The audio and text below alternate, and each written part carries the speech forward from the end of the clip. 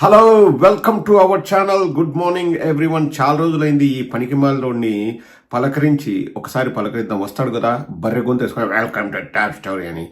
ఈరోజు ఏదో ఆ టాప్ స్టోరీ టాపిక్ ఏంటంటే, ఇంకా ఏముందిలే, జగన్మోహన్ రెడ్డి గారి పేరును ఒక 300 సార్లు తలుచుకోవడం ఏ రోజు టాపిక్ పెట్టుకున్నా.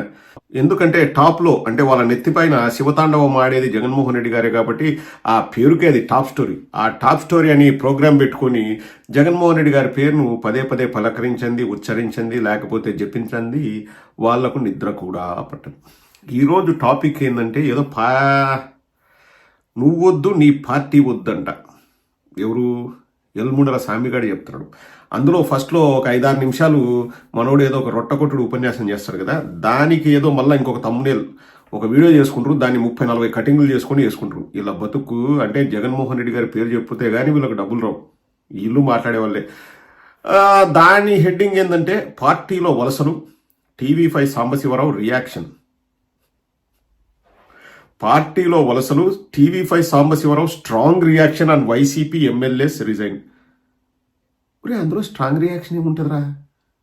నీదేముంటుందిరా స్ట్రాంగ్ రియాక్షన్? చూద్దాం, లోపలికి పోయి చూద్దాం. Welcome to TV five top story. రారా పాపరాడరా. మొన్న ఈ మధ్య గౌరవనీయ ముఖ్యమంత్రి జగన్మోహన్ రెడ్డి గారు మాట్లాడుతూ ఏ ఛానల్స్ చూడాలో, ఏ వార్తా పత్రికలు చదవాలో చెప్పారు. అసలు వారెవరు చెప్పడానికి, వారికి ఉన్న అధికారం ఏంటి? వారెవరు చెప్పడానికి వారికి ఉన్న అధికారం ఏంటా రే? అసలు మీ పనికి మాలిన పోరంబోకు ఛానళ్ళు చూడొద్దని, అలాగే వార్తాపత్రికలు చదవద్దని చెప్పడం అసలు వాళ్ళు భగవంతునితో సమానం రా. ఎవరు చెప్పినా, చిన్న పిల్లవాడు చెప్పినా, ముఖ్యమంత్రి చెప్పినా, వాళ్ళంత మంచి వ్యక్తులు ఇంకొకరు ప్రపంచంలో ఎవరు ఉండరు. మీ లఫ్వుడ్ ఛానళ్ళు, మీ లత్కోర్ ఛానళ్ళు, మీ లంగా ఛానళ్ళు చూడొద్దని చెప్పడానికి అర్హత ఉండాలనా? ఏ అధికారం ఉందంటావా? మీ అందరికీ మొగుడురా జగన్మోహన్ రెడ్డి. ఏ అధికారం ఉందని నువ్వు ఈరోజు తమ్మునేలు పెట్టుకున్నావురా పనికి మాలినోడా? సాంబశివరావు స్ట్రాంగ్ రియాక్షన్ అంట. నిన్ను ఎవరు అడిగినారా రియాక్షన్ చెప్పమని? నిన్ను ఎవరు అడిగినారు చెప్పు. నిన్ను ఎవరు అడిగినారో చెప్పు. ఒకటే ప్రశ్న అడుగుతారా నిన్ను. నీ స్ట్రాంగ్ రియాక్షన్ ఎవరికి కావాలరా? బొచ్చుగానికి కావాలన్నా? ఎవరికి కావాలి నీ స్ట్రాంగ్ రియాక్షన్? వచ్చేసి ఇంకా ఏదో ఆవేశపడుతున్నాడు. ఆవేశం ఆ కథ చూస్తే మామూలుగా ఉండదు. పోదాం, లోపలికి పోయి చూద్దాం. ఈ టాప్ స్టోరీలో ఈ జ్ఞానం లేని అజ్ఞాని ఏం చెప్తున్నాడో ఫస్ట్ విందాము. తర్వాత ఎలాగో మన రియాక్షన్ ఉంటుంది కదా, మెట్టుతోనే, మామూలుగా కాదు, మెట్టుతోనే కొడదాం. ఓకే, వారికి ఉన్న అధికారం ఏంటి? టీవీ5 తో పాటు నిజాలు మాట్లాడుతున్న మరో 2 ఛానల్స్ పై నోరు పారేసుకున్నారు. 2 పత్రికలను కూడా చదవద్దన్నారు. ఎందుకు? భారతిరెడ్డి గారు ప్రింట్ చేస్తున్న పత్రిక మాత్రమే చదవాలా? భారతిరెడ్డి గారు నడిపిస్తున్న ఛానల్ మాత్రమే చూడాలా? అంతటి దౌర్భాగ్యం తెలుగు ప్రజలకు పట్టిందా? నోరు పారేసుకున్నారా? నువ్వు పోయి టార్చ్ లైట్ వేసి ఎత్తుక్కొని ఏడుంది నోరు అని పోయి నువ్వు పోయి పట్టుకొని రారా, లేకపోతే ఎత్తుక్కొని కనిపెట్టి ఎక్కడుందో నోరు తీసుకురా. నోరు పారేసుకున్నాడంట. భారతిరెడ్డి గారి పేపర్ చదవాలన్నా, భారతిరెడ్డి గారి ఛానల్ చూడాలి రే. ఇక్కడ ఇంకా ఎందుకులే అంటే బాగుండదు కానీ లేడీస్ చెప్పుతూనే కొట్టాలరా నిన్ను. అసలు మాట్లాడే మాటల్లో ఒక్కటంటే ఒకటిరా నీది జర్నలిజం మాటలు ఉంటాయి. ఇవి బ్రోకరిజం మాటలు తప్పితే నీకు జర్నలిజం మాటలు ఉంటాయా? ఇప్పుడు 100 మంది 100 రకాలుగా అంటారా భయ్, నీ ఛానల్ చూడొద్దని నేను కూడా చెప్తా, అందరు చెప్తారు. అసలు నీ ఛానల్ ఒక వర్గం వాళ్ళు, వర్గం కూడా కాదు, తెలుగుదేశంలోని ఒక ఉప వర్గం వాళ్ళు తప్పితే ఎవరు చూడరా నీ ఛానల్. ఆ ఛానల్ని వాళ్ళు ఏం చేస్తారంటే మీ వాళ్ళే రోజు కూర్చొని యూట్యూబ్లో మళ్ళీ రిపీట్. అందుకనే మీకు వ్యూస్ వచ్చేది. లేకపోతే నీ ముఖం, అరే ఎవరైనా నీ ముఖం చూసి, నువ్వు మాట్లాడే విధానం చూసి నీ ఛానల్కి ఏదో వ్యూస్ వస్తున్నాయి అవి అని చెప్తున్నావు. ఎవడన్నా వ్యూస్ వచ్చేలాగా చూస్తాడరా? నిజం చెప్పురా, నువ్వే చెప్పు. గుండెల మీద చేసుకొని చెప్పు. గుండెల మీద చేయంటే కొన్ని మ్యాటర్స్ ఉన్నాయి, అవి లాస్ట్లో వస్తా. ఇప్పుడే చెప్తే ఏముంటుంది? అదేనండి మన సూటి జడ ఉన్నాడు కదా, వీళ్ళిద్దరికి ఏమైందన్న దాని గురించి కూడా మనం అడగాలి కదా, ప్రజలకు సమాధానం చెప్పాలి కదా. దాని గురించి లాస్ట్లో మాట్లాడుకుందాం, బాగా ఇంట్రెస్టింగ్ ఉంటుంది. ఇంకా నెక్స్ట్ వెళ్దాం. ఏదో అంటున్నాడు. వాస్తవాలు జీర్ణించుకోలేక, వాస్తవాలు చెప్తుంటే ఇష్టం లేక మమ్మల్ని చూడొద్దని చెప్తే చూడకుండా ఉంటారా? ఒక్కసారి 2019లో మీరు ప్రమాణ స్వీకారం చేసిన రోజునే మా మీద మాట్లాడటం జరిగింది. కానీ ప్రేక్షకులు ఏం చేశారు? రోజుకి పెరుగుతున్నారు. రోజుకి అన్ని విధాల రేటింగ్స్ లో మేము ఎక్కడో ఉన్నాం. మీ భారతిరెడ్డి గారు నడుపుతున్నది ఎక్కడున్నారు, మేము నడుపుతుంది ఎక్కడున్నాం. ఎందుకంటే ప్రజలకు కనెక్ట్ అయ్యాం, ప్రజలకు వాస్తవాలు చెప్తున్నాం. మీరు చేస్తున్న దుర్నీతులన్నీ కూడా నీతి మాలిన పనులన్నీ కూడా ప్రజలకు మేము చెప్పగలుగుతున్నాం. అది మీ పత్రికకు మా పత్రికకు ఉన్న తేడా. మీ పత్రిక అరే నీకు ఒక పత్రిక ఉందరా? పోనీ TV5 ఒక పత్రిక ఉందా? మా పత్రికకు మీ పత్రికకు ఏంద్రా? 90 ఏసి వచ్చినావా చెప్పు? 90 ఏమన్నా ఏసి వచ్చినావా? మ్యాన్షన్ హౌస్ ఏది మన బాలకృష్ణ అవుతాడు చూడు, తాగంగా మిగిలిపోయింది రాత్రి ఆయనకు పల్లీలు అందిస్తాను, నువ్వేమన్నా మిగిలిపోయింది వేసుకుని వచ్చినట్టుండవు ఈరోజు. ఫేస్ కూడా అట్లే ఉంది. అసలు మీ దుర్నీతిని అంట, దుర్నీతి అనే పదం ఉందరా? ఏమో ఇంకా వీని ఛానల్ చూసే మనకు పట్టే దుర్గతి ఇది. ఇంకా దుర్నీతి, దున్నపోతుల నీతి, బొరుగుడుల నీతి ఏంద్రా నీ భాష? ఏదో దొంగ పనుల్ని అన్నింటినీ బయట పెడతారంట. రే అసలైన చండాలమైన పనులు ఏంటంటే నేను చెప్తా చూడు. చంద్రబాబు నాయుడు దగ్గరికి పోయి ఒకడు రైట్ సైడు ఒకడు లెఫ్ట్ సైడు ఇట్లా చేతుల్ని జాకీలు పెట్టి చేతులు లేపి సంకల్ నాకుతారు చూడు, విత్ షుగరు వితౌట్ షుగరు. అదిరా నీతి లేని పని, అదిరా చండాలమైన పని, అదిరా బ్రోకరిజము. ఒరే మీరు మీ ఛానల్ ఆడుకోపోయిందంట. ఒకరోజు పచ్చ ఛానల్ గురించి అబ్బా, ఈ ఛానల్ కాదులే, ఏబిఎనోడు ఎక్కడో ఏందో అదంతా కట్ అండ్ పేస్ట్ ఫోటోగ్రాఫ్ తీసుకొచ్చి మేము ఇప్పుడు యూట్యూబ్లో మేము 3rd పొజిషన్ ఉన్నామని రాసుకున్నాడు. ఇంకా దాని గురించి మనం వీడియో కూడా చేసినాం. వాడు 3rd పొజిషన్ లేదు, బొచ్చు లేదు, మేము 3rd పొజిషన్ ఉన్నాం రాసుకున్నాడు. వీడు ఎక్కడికో వెళ్ళాడంట. వీడి ఛానల్ ఏంద్రా నీ ఛానల్ ఎక్కడికో వెళ్ళిండేది? చెప్తాను కదా, నీ ఛానల్ చూసేది ఎవరో కూడా చెప్పిన, మీకు ఎట్లా వ్యూస్ వస్తాయో కూడా చెప్పిన. ఇంక ఈ రోజు వచ్చేసి బా ఏందో అసలు వీనికి అంటే ఏమో ఉత్సాహపుకోలేడో ఏమో కానీ వచ్చినప్పటి నుంచి పెట్టు అవన్నీ ఉన్నాయి. నెక్స్ట్ వస్తున్నాడు. అది మీ పత్రికకు మా పత్రికకు ఉన్న తేడా. నాకు మాట్లాడితే నాకు పత్రికలు లేవు, నాకు సిమెంట్ ఫ్యాక్టరీలు లేవు అంటారు. సిమెంట్ ఫ్యాక్టరీ భారతీయ సిమెంట్స్ ఎవరిదండి? మీది కాదా? సాక్షి పేపర్ మీది కాదా? సాక్షి ఛానల్ మీది కాదా? ఎందుకు పదే పదే అబద్ధాలు చెప్తున్నారు? ఇంకా చూడొద్దని చెప్తున్నారు. నేను మార్నింగ్ జస్ట్ ఒక విషయం కోసం సాక్షి చూశాను. ఎప్పుడు చూడను, ఒకసారి చూశా. అరే సాంబిగా, రే నిన్నేరా కక్కూస్ దడ్లు గడిగే కంచెరగాడిద. అసలు సిమెంట్ ఫ్యాక్టరీ లేదు అని చెప్పేసి జగన్మోహన్ రెడ్డి గారు ఏ రోజు అన్నారా? ఆధారాలు ఉన్నాయి నీ దగ్గర. సాక్షి పేపర్ మాది కాదు అని చెప్పేసి జగన్మోహన్ రెడ్డి గారు ఏ రోజు అన్నారా? సాక్షి పేపరో లేకపోతే సాక్షి టీవీనో మా ఛానల్ అని చెప్పేసి రాజశేఖర రెడ్డి గారి ఫోటో పెట్టుకొని, రాజశేఖర రెడ్డి గారు చనిపోయిన రోజు నుంచి కూడా వారి ఫోటో ఛానల్లోనూ అలాగే పత్రికలోనూ ఉంటుందిరా. ఎప్పుడు చెప్పాడు రా జగన్మోహన్ రెడ్డి గారు ఆ ఛానల్ ఆ పత్రిక ఆయనవి కావు అని? రే వద్దులే, ఫస్ట్లోనే కుదిరితే బాగుండదు. ఎప్పుడు చెప్పాడు? నీ దగ్గర ఆధారాలు ఉంటే చూపి. దుష్ట చతుష్టయం పని కట్టుకొని అదే పనిగా చంద్రబాబుకు జాకీలు పెడుతూ, చంద్రబాబు నాయుడిని మంచి చేస్తూ, ఇతరులను చెడ్డ చేస్తూ, అలా పనికి మాలిన జర్నలిజం చేసేవాళ్ళు మన దగ్గర లేరు. కానీ నా దగ్గర ఉన్న బలం ప్రజలని జగన్మోహన్ రెడ్డి గారు చెప్తారా. అందులో తప్పేముందిరా? రే మీ లఫ్ఫుట్ లత్కోర లఫంగగాళ్ళంతా పోయి చంద్రబాబు నాయుడు సంఖ నాకట్లేదురా? చెప్పురా, మొగోడు అయితే చెప్పు, చంద్రబాబు నాయుడు సంఖ నాకట్లే. ఇంకా ఏదో చెప్తున్నాడు అబ్బా, సాక్షి టీవీ ఎప్పుడు చూడంట, ఈరోజు చూశాడంట. నిన్ను ఎవరు అడిగినారా చూడమని? నిన్ను ఎవరు అడిగినారు చూడమని? ఎవరు అడిగినారు చెప్పు? అయినా నువ్వు చూస్తే ఎంత, చూడకపోతే ఎంత? ఇప్పుడేమి నీకు దానికి ఏమన్నా అవార్డు ఇవ్వాలా నువ్వు చూసినావని? ఆపేయండి. ఇక ఆ పత్రిక చదవద్దు, ఈ ఛానల్ చూడొద్దు. మీరెవరు చెప్పడానికి? మీరెవరు చెప్పడానికి?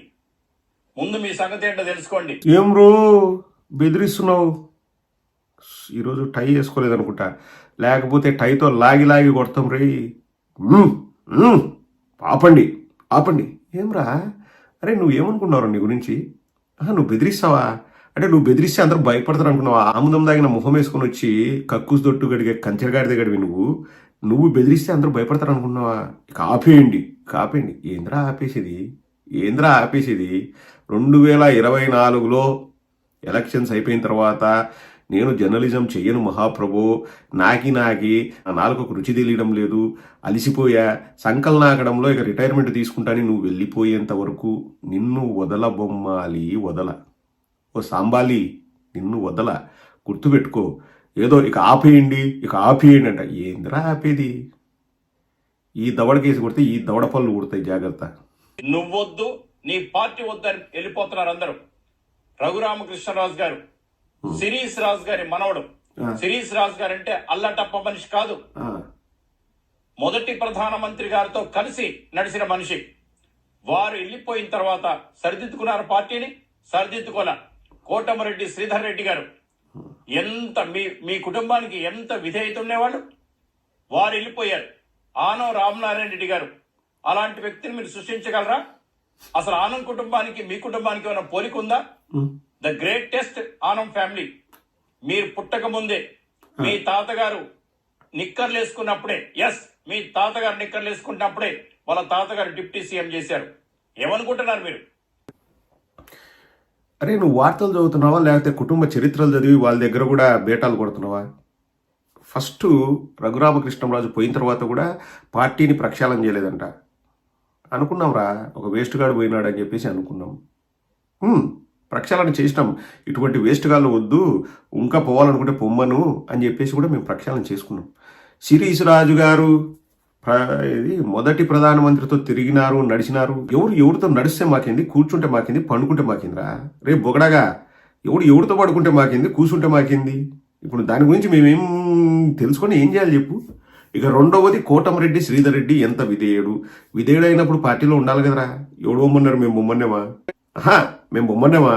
విధేయుడు అయినప్పుడు పార్టీకి విధేయత చూపించి ఉండాలా. ఇక మూడవ వ్యక్తి ఆనం రామనారాయణ రెడ్డి అంటే ద గ్రేటెస్ట్. ఆనం రామనారాయణ రెడ్డి అని ఇంత బొంగురు తీసుకుని మాట్లాడుతున్నావు రే. అంత గ్రేట్నెస్ వాళ్ళ తాత సీఎం, డిప్యూటీ సీఎం, చెడ్డీలు, నిక్కర్లు, అంగీలు, లంగోటాలు అంటున్నావు కదా. అంత పౌరుషం ఉండే వాళ్ళైతే జగన్మోహన్ రెడ్డి గారి దగ్గరకు వచ్చేసి ఎందుకురా సీటు తీసుకున్నారు? మా తాత ఎప్పుడో డిప్యూటీ సీఎం, నేను మీ దగ్గరకు వచ్చి బీఫామ్ అడిగేది ఏందని చెప్పేసి ఆ రోజే కామ్గా ఉండిండొచ్చు కదరా. ఎందుకు తెలుగుదేశాన్ని ఎడంకాలతోదండి మా పార్టీలోకి వచ్చాడు? దానిని కూడా నువ్వు చెప్పాలి కదరా. రేపు బొగడాగా దాని గురించి కూడా నువ్వు చెప్పాలి కదా. ఇవాళ ఆళ్ల రామకృష్ణారెడ్డి గారు అయోధ్య రామిరెడ్డి గారి సొంత తమ్ముడు వేణుగోపాల్ రెడ్డి గారికి బావ వరుస అవుతారు. ఇవాళ వెళ్ళిపోయారు పార్టీలోంచి. మీ పార్టీకి రాజీనామా చేశారు, శాసనసభ సభ్యత్వానికి రాజీనామా చేశారు. మీ నువ్వొద్దు, నీ పార్టీ వద్దన్నారు. అసలు వారే కదా ఓటుకు నోటు కేసులో మరి పోరాటం చేస్తాంది, మీరు చెప్తేనే కదా. అటువంటి విధేయత కలిగిన వ్యక్తులు కూడా నిన్ను కాదు పొమ్మంటారు. ఎందుకు అర్థం చేసుకోండి. మీ పార్టీ వద్ద ఎందుకు అంటున్నారో అర్థం చేసుకోండి. అలాగే తిప్పల నాగిరెడ్డి గారు పవన్ కళ్యాణ్ గారిని మరి శ్రీనివాస్ గారిని ఓడించారు. వారి కొడుకు అక్కడ ఇవాళ ఇన్ఛార్జిగా ఉన్నారు. అక్కడ కూడా రాజీనామా చేసి వెళ్ళిపోయారు. ఇక్కడ మీరు ఒక చిన్న విషయాన్ని గమనించారా? తిప్పల నాగిరెడ్డి గారు పవన్ కళ్యాణ్ ఓడించారంట. మరి ఆళ్ల రామకృష్ణారెడ్డి గారు ఓడించింది ఎవరిని? తిప్పల నాగిరెడ్డి గారు ఎవరిని ఓడించారో చెప్పే ఈ పచ్చమంద మరి ఆళ్ల రామకృష్ణారెడ్డి గారు మందలగిలి మాలోకం ముందల ముందల ముందల ముందల అంటాడు కదా, ఆ వ్యక్తి పేరు నారా లోకేష్. నారా లోకేష్ని ఓడించాడని మాత్రం చెప్పాడు. చూడండి, విన్నారు కదా. బాగా మళ్ళీ ఈ వీడియో వెనక్కి వెళ్ళి చూడండి. అసలు ఆళ్ల రామకృష్ణారెడ్డి గారి ఇంట్రడక్షన్ ఏంటంటే, ఆళ్ల అయోధ్య రామరెడ్డి గారికి సొంత తమ్ముడు, వేణుగోపాల్ రెడ్డి గారికి బావవర్స్ అవుతాడు అని చెప్పాడు. ఓటుకు నోటు అని ఏదో గ్యాప్ ఇచ్చాడు, పోరాటం చేశాడంట. అది కూడా వీళ్ళు చెప్తే, అంటే జగన్మోహన్ రెడ్డి గారు చెప్తే పోరాటం చేశారంట. అది ఆళ్ల రామకృష్ణారెడ్డి గారి ఇంట్రడక్షన్. తిప్పల నాగిరెడ్డి గారి దగ్గరికి వస్తేనే ఫస్ట్ మాట ఏంది, పవన్ కళ్యాణ్ని ఓడించాడు. మరి ఆళ్ల రామకృష్ణారెడ్డి ఉరఫ్ ఆర్కే మందలగిరి మాలోకని ఓడించాడు కదరా, అది కూడా చెప్పాలి కదరా. చెప్తే రేపొద్దున సంకేతి సంకనాకడానికి చంద్రబాబు అలవ్ చేయడని భయమా? బేటా రాదని గుండెల్లో గుబులా?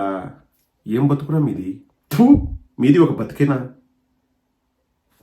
అచ్చెన్నాయుడు గారు 70,000 మెజార్టీతో గెలవబోతున్నారు. 70,000 మెజార్టీ. నిజాలు తెలుసుకున్న ఎవరు కూడా వైసీపీ తరఫున పోటీ చేయరు. అసలు బీ ఫార్మ్స్ మీరు యాక్షన్ పెట్టండి, ఒక్కడు కూడా కొనుక్కోడు. ఒరే, నీకు దండం పెడతారా? మీది ఒక తెలుగు ఛానల్ కదా, నువ్వు తెలుగులో మాట్లాడరా. యాక్షన్ పెట్టండి. ఒక్క బీఫామ్ కూడా ఎవరు కొనరంట. అది యాక్షన్ కదరా, ఆక్షన్. యాక్షన్ అంటే ACTION, ఆక్షన్ వచ్చేసి AUCTION. ఆ యూ ఎవరికి ఇచ్చినావురా? బర్రెలు కాసుకుండేవాడా? మండుతుంది అట్టే నేను చూస్తే. బీఫామ్లు ఎవ్వరు కూడా తీసుకోవట్లేదంట అబ్బా వైసీపీలో. అచ్చెన్నాయుడు 70,000తో గెలుస్తాడంట. సరే, ఇప్పుడు అందరూ పోతున్నారబ్బా వైఎస్ఆర్సీపీ నుంచి. ఈ పూరం పోకూడదు చెప్పినట్టు అందరూ పోతున్నారు. ఇంకా మరి వైసీపీలో బీఫామ్లు తీసుకోవడానికి కూడా ఎవరు లేకపోతే 2 పార్టీలు కలవడం ఎందుకు, కలిసి పోటీ చేయడం ఎందుకురా?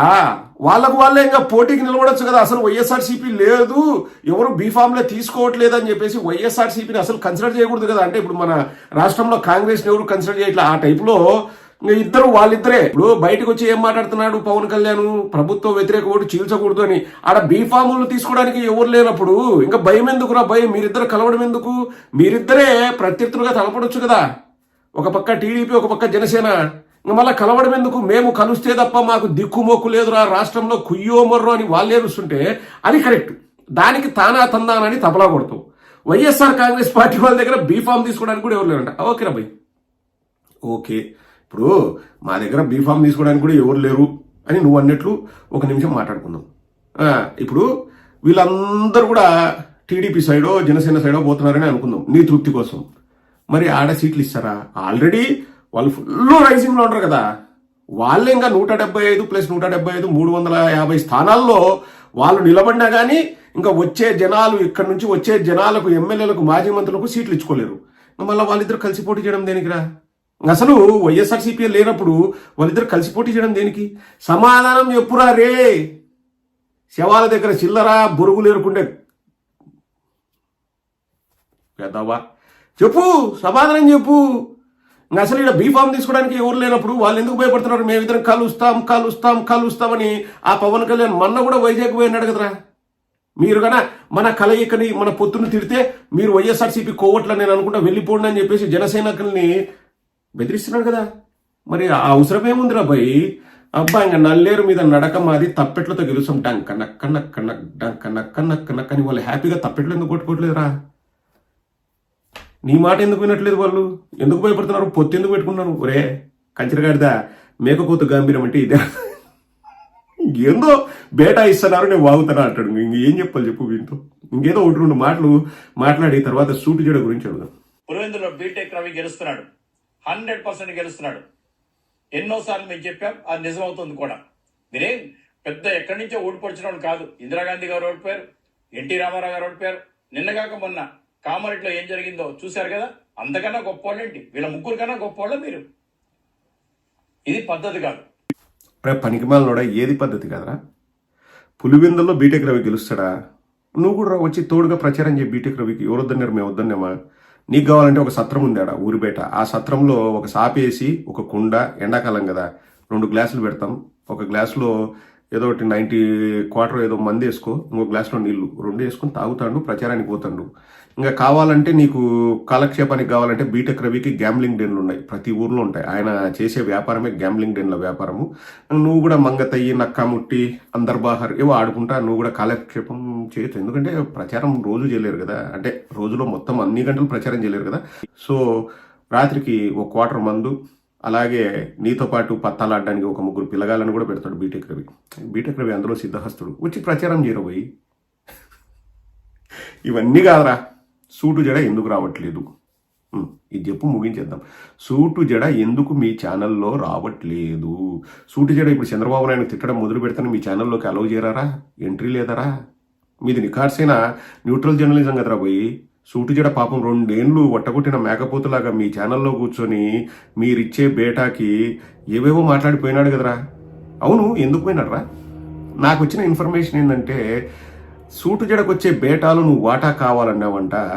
అందుకు సూటు జడ నిన్ను బాటా చెప్పుతో కొడితే నువ్వు టాటా చెప్పావంట. నిజమా?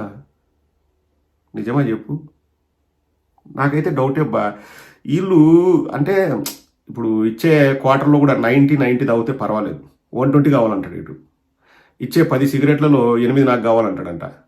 ఆ ఇచ్చే 3000 షోకి ఇచ్చే 3000 బేటాలో 2000 నాకి అంటాడంట. మళ్ళీ ఇది కమిషన్లో కమిషన్ ఇడు, కక్కుర్తిలో కమండలంగాడు. ఇంకా అట్లా చెప్పులతో కొట్టుకున్నారంట ఇద్దరు అనేది విశ్వసనీయ వర్గాల సమాచారం, అభిజ్ఞ వర్గాల బోగట్ట. మరి ఇప్పుడు న్యూట్రల్ జర్నలిజం అయితే పిలవాలి కదరా నువ్వు బొగడాగా. ఆ బొగడాగాన్ని ఈ లత్కూరుగాడు పిలవాలి కదా. ఇట్లుంటాయబ్బా వీళ్ళది జర్నలిజము. రే సాంబిగా, మన 3-4 వారాలు లేవు, ఏదో మారిన మనిషి అనుకున్నా. ఎట్ట మాడతారులేండి, పుట్టుకతో వచ్చిన బుద్ధులు పుడకల దాకా పోవని. ఇగో వీడిని చూసిన బెస్ట్ ఎగ్జాంపుల్. ఈ ఆముదం దాగే ముఖం వేసుకొని కక్కుసు దొడ్లు గడుక్కుంటే కంచెరగాడిది వీడు.